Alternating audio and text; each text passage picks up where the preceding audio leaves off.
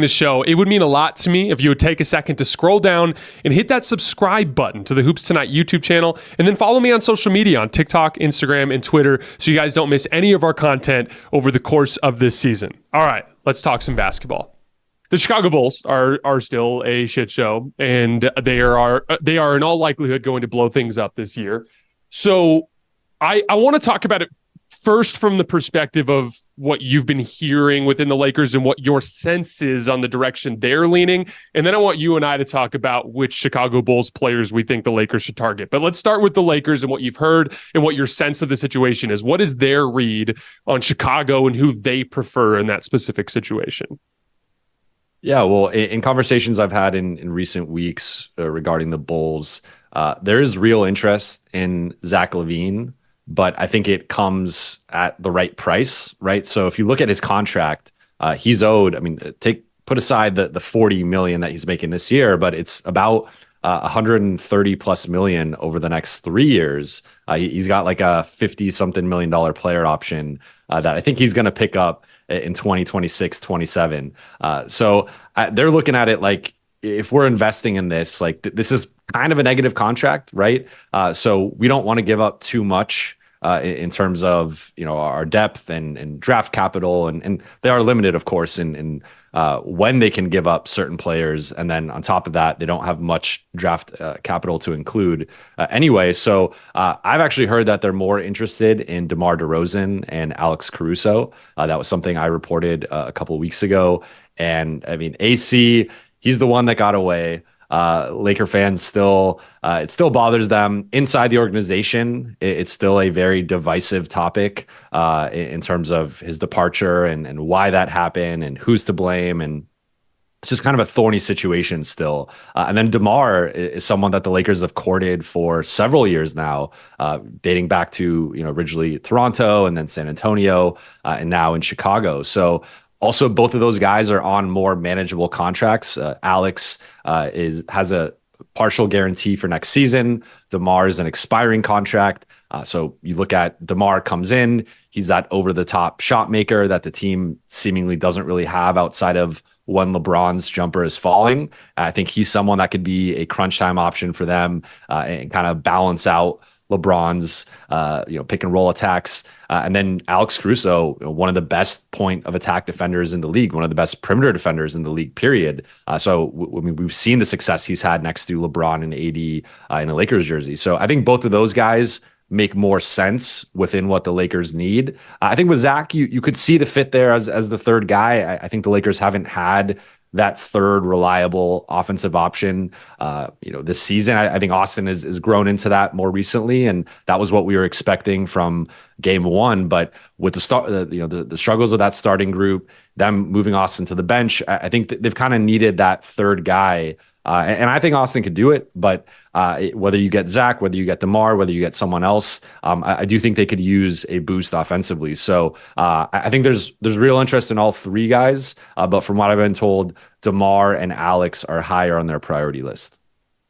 I'm glad to hear you say that because, here's the thing. In a vacuum, I lean Zach for a couple of reasons. One, LeBron's going to have the ball at the end of a lot of these games and in big moments. And I think about the two-man game stuff that Austin and LeBron have had so much success with, like ghost screens and slipping out of it. They did a lot of that in the playoffs last year too. I imagine Zach is kind of a more high-powered offensive version of that type of game, and Austin's so good off the ball that can work great. I also DeMar DeRozan as a over-the-top shot maker. Like last year, he made about 47% of his pull-up jump shots, which even though he only takes long twos, that's still pretty good. And but this year his pull-up shooting is way down. And so I just look at Zach's playing at a level that's a little bit higher than where DeMar is right now. I do like DeMar as a passer better, and then on ball, I think he just in general is a better half-court shot creator than Zach is. but off the ball and playing off of LeBron specifically, I like Zach as a fit better. But the contract stuff that you mentioned is super important. Like, you can imagine a scenario where you bring in DeMar and then you retain him on a team friendly deal because you have his bird rights, and you can bring him back at, 20 million for 4 years or something like that after the season. Like, you have flexibility by bringing in his salary as an expiring in a way that helps you maintain the ability to build around Anthony Davis into the future. So I just think, like, at the end of the day, you bank on a guy like DeMar, this initial month or so of the season being kind of fluky and him getting his shot back and kind of figuring things out. And then that just being a better option for you down the line. The Alex Caruso piece, I think, I don't think it necessarily has to be Alex, but he's the type of player they need, which is like an excellent two-way off-ball player that can take primary point of attack assignments, can play off of LeBron as a cutter and as a shooter, and just in general is that like high motor athlete that we've been talking about so much. That said, the problem with Alex specifically is, like, you think of him as a 2 next to Austin. And we've already seen kind of with Torian at the 3, it looks a little small. Looks a little bit like they struggle rebounding in those situations. Jared in there fixes a lot of the defense and rebound situations, but then you have the offensive questions surrounding him. And so a lot of times I kind of lean more towards looking for a bigger 3-and-D wing, because then you can put Torian at the 2 where he's actually been more successful this season. And so in a weird way, like, when it comes to the Bulls potential packages, all 3 of those players kind of have a big kind of like question mark. Zach's contract and his knee, DeMar's kind of shooting this season and whatever it would cost to retain him, and then Alex and just whether or not that's exactly the type of player they should be looking at or not. Like, so it's complicated, and that just kind of leads me to where, if it's the right deal and you don't have to overspend and it makes sense in terms of the salaries, you do it, but you don't overpay for any of those guys. I would look at that as more of a trade of opportunity rather than a trade of aggression, if that makes sense. So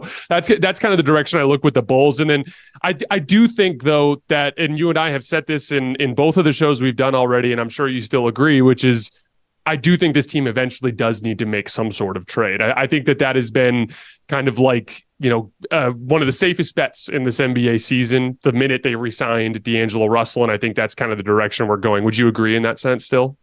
Yeah, I think so. Especially with, I'm sure we'll get into the Philly loss and LeBron saying they need to make a lot of changes. I think something's coming down the road.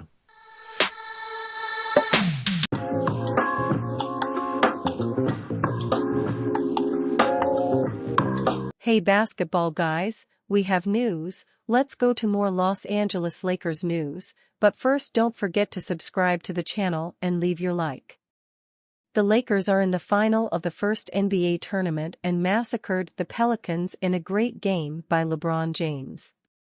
Even with a good performance, the Lakers want to make changes to the squad and bring in an offensive star, and to do so they will need to give up Rui Hachimura and D'Angelo Russell. Even with the very strong Western Conference and with teams with several stars such as Denver Nuggets, Phoenix Suns, Los Angeles Clippers, the Lakers are capable of competing in this championship. They need some adjustments and another offensive attacker and three-point shooter. Lakers still have interest in Chicago Bulls star. Bulls get D'Angelo Russell, Rui Hachimura, 2029 first-round pick. Lakers get Zach LaVine. This deal would give the Lakers the dynamic perimeter scorer and an above-the-rim threat in LaVine, who is unlike anything on the current roster. If the Los Angeles Lakers reaching the in-season tournament championship and their 8-3 run over their last 11 games has shown anything, it is that they still boast plenty of firepower when they are healthy. They just had not been healthy to start the season. Perhaps that, as much as anything else, is giving them the confidence to practice patience when it comes to any trades they may want to pursue. The available targets are also giving them cause for pause, though. Zach LaVine of the Chicago Bulls, and Clutch, is the hot name league-wide now, wrote Zach Lowe of ESPN on December 8. The sense around the league is that the Lakers are wary of boosting their weak half offense at the expense of their defense, and their cap sheet in any potential LaVine deals. Jovan Buha of The Athletic described the Lakers' interest in LaVine as real. No one should close any potential trading doors yet, as none have really been opened, Lowe wrote. The Lakers cannot make major moves until January 15, when some free agents they signed last summer become trade eligible. Two of the most common names in that group are D'Angelo Russell and Rui Hachimura. Both were mentioned in connection to a trade for LaVine when healthy. LaVine will miss at least the next 3 to 4 weeks resting his foot. Ironically, this takes the Bulls and Zach LaVine right up to that January 15 date when all the free agents will be eligible to be traded from last summer, Shams Charania said on FanDuel TV's Run It Back on December 7. So when you think about teams like the Lakers, D'Angelo Russell, Rui Hachimura, those two guys will both be trade eligible come January 15.